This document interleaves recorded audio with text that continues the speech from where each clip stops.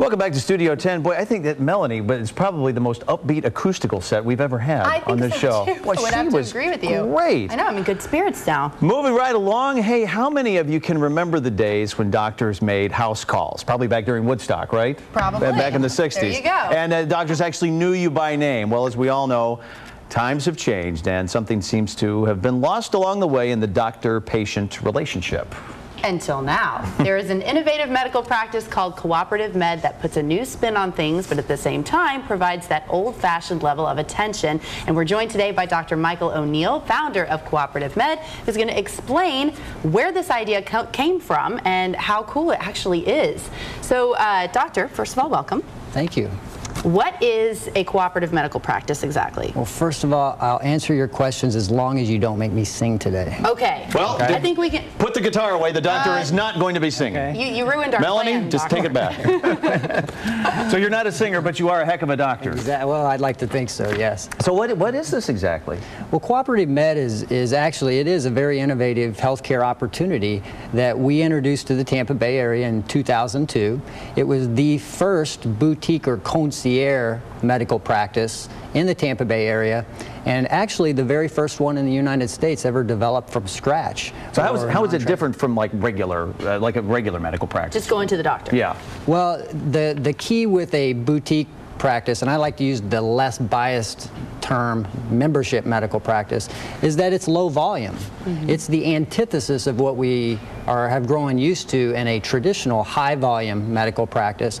I only take care of a few hundred patients, and because my volume is low, I'm able to provide a level of service that's often difficult to provide in a high volume setting. Well, how many patients would a regular MD take care of in a regular medical setting? Because a few hundred, I mean, to me sounds like a lot, but I guess it's really not. What would a regular MD take care of? The average primary care physician in the United States manages the care of 3,000 or more patients. I know of several primary care physicians in the area who manage more than 10,000.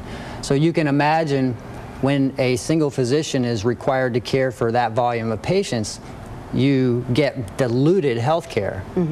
So by lessening the number of patients then and doing the membership, then what kind of services and amenities then can you provide from a boutique practice?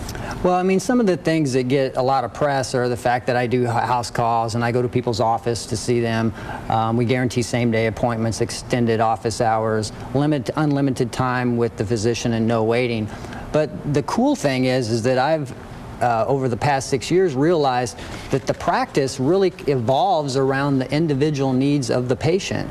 Your healthcare needs are different than yours, so why should I treat you exactly the same? So the practice really evolves around the consumer and hopefully fulfills your previously unmet healthcare needs. Well, it's kind of a common axiom now. They say, well, doctors don't make house calls, but you're kind of turning that on its ear. Do you have like the black bag? Do you have the black bag that you carry around you? It's blue. Oh, it's a blue bag now. Okay, you're making it 21st century. You know what I was imagining was the 3,000 patients on a Facebook friend list. Right. That would be unbelievable. I mean, Yeah. it's wonderful that you can cater it to a small group because it is such a off-putting thing to have somebody pull your chart from the outside of the door and you could hear that they're looking at your name then to see who's inside the room, but you can kind of keep track and know your patients personally. Yeah, we pride ourselves on having a relationship with the patient. In medical school, I was really trained to have a barrier between you and the patient, and I always disagreed with that, and I guess that's part of my personality as being somewhat of a nonconformist, but I always embrace the relationship that we develop with our clients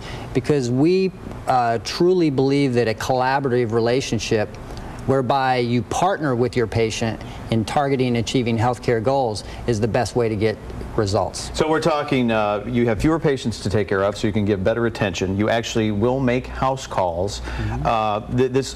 Is insurance accepted? Will insurance cover this? It sounds too good to be true. Yeah, it's not too good to be true, but insurance does play a role. I created this particular dialect of boutique medicine to complement insurance. I didn't want it to replace insurance. It does not function as a form of insurance. We do take several non-gated insurance plans, in other words, mostly non-HMO type of insurances as well as Medicare. Now, who is a great candidate, I think, for membership medical care? Other than the sick. Yeah. Right. Anybody who's sick? I would like to say everyone's a perfect candidate, but that wouldn't be realistic.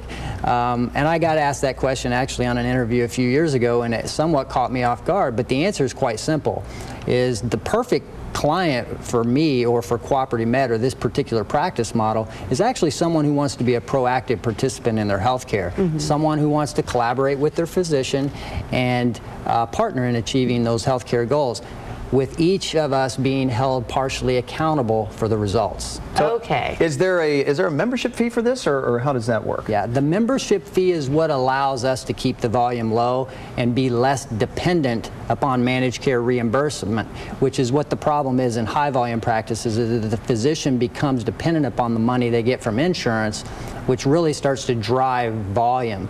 So we put the insurance company in the back seat and we're driving the car. Well, Dr. O'Neill, thank you so much for being with us today. And the website and phone number where you can learn more has been on our screen throughout this segment. It'll also be available for you at studio10.tv so that you can find everything that you need to know about CooperativeMed. Thank you again. Thank you. So will you play the next time you come back? Will you bring the guitar? You're going to have to sing at some point. I might. Okay. As You've long as opened we a can can of do worms trio. now. All right, we'll see about that.